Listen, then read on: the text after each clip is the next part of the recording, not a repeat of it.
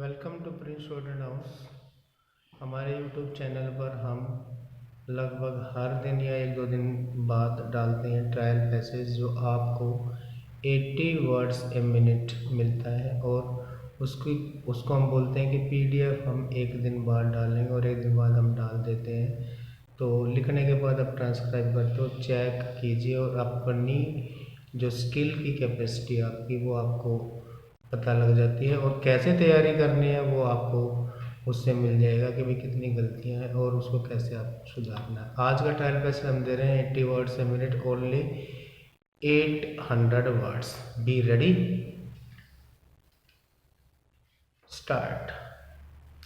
Mr. Vice Chairman, sir, in the course of his reply, the Honorable Minister referred to some of the remarks made on the 18th while replying to question number 4, and he said that his remarks were misunderstood by some of the members. Sir, I really admire my honorable friend for making a reference to it, but if I say that some ministers in the Council of Ministers at the center are wise, how you will take it? Of course, in his buoyancy, he made that statement. I do not know whether he really intended it, but it only meant that some members in the opposition are wise and some are foolish. Of course, they taken in a lighter vein, it means nothing, but I think such a statement as a whole could have been avoided.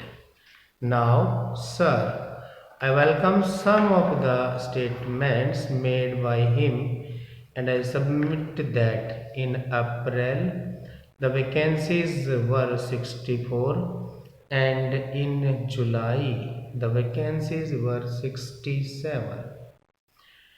According to his own analysis of the disease of arrears and pendency of cases in the Supreme Court and in the High Courts, the judge strength was less and therefore this backlog is there.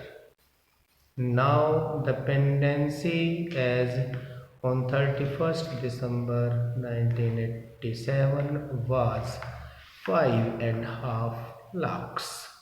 It has now exceeded 6 lakhs. On that day in the Delhi High Court, the pendency was 2000 odd.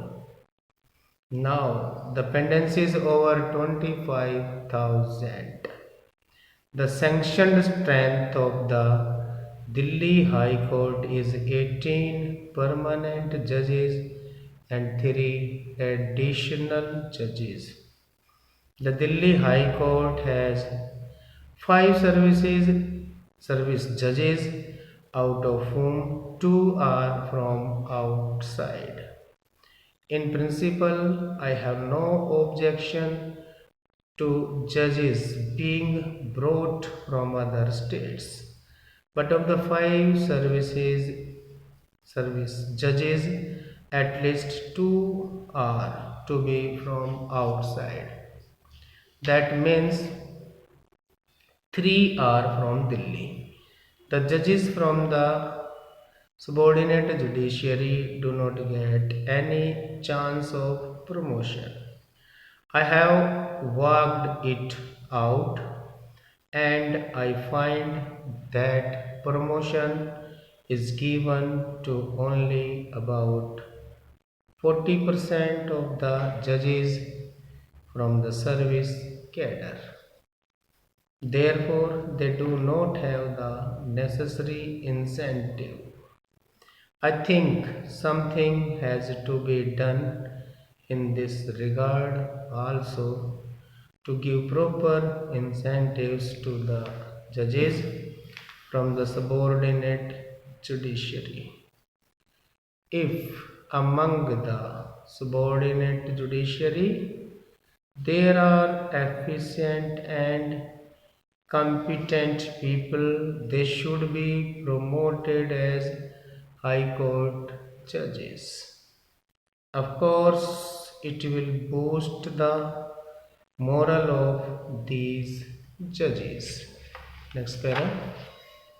In fact, we have seen that many Supreme Court judges who are doing very well have been promoted from the subordinate judiciary. I would like to give some examples. Judge of the Supreme Court was at one time session judge. Another judge started his career as a subordinate judge. Similarly, my friend started his career as a civil judge.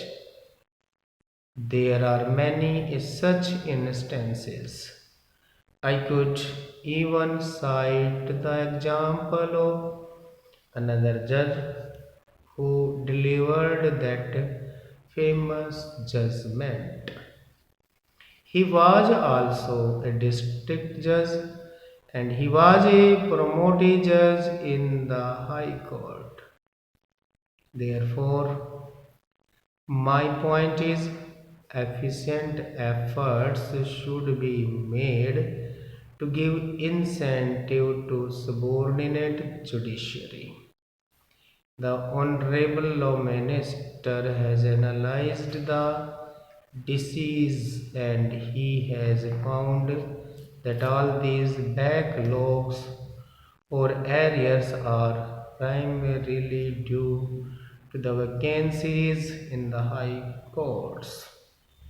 He has also said that the judge's strength is not as much as it should be, and by way of an example, he said about the Karnataka High Court, where the sanctioned strength is 14 plus 3 additional judges.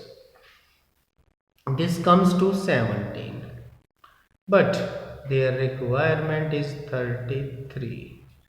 Similarly, if you work out the requirement of judges in each high court, taking into consideration the quota of disposal fixed by the Chief Justice's Conference, namely 650%, we find that the judge's strength in each high court has to be increased every year.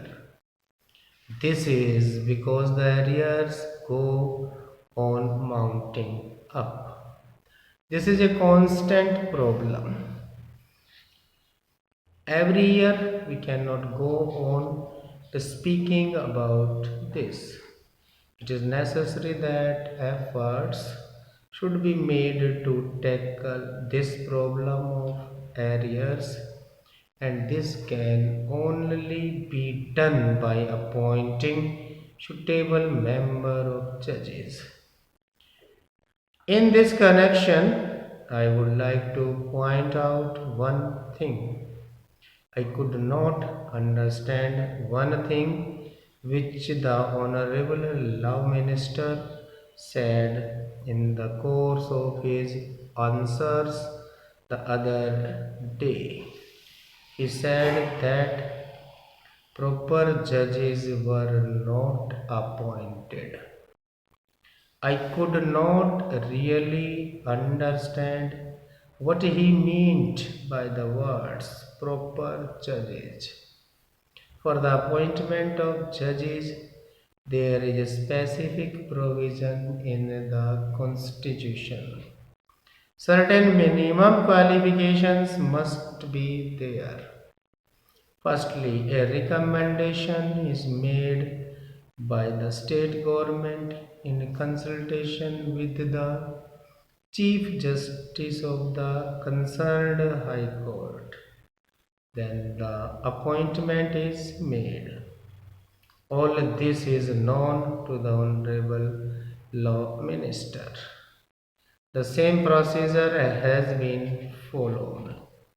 Therefore, when he made this observation that proper judges were not appointed, I would expect a gentleman like my friend who now occupies the office of the law minister not to make such statements which may create confusion in the minds of the people and the house.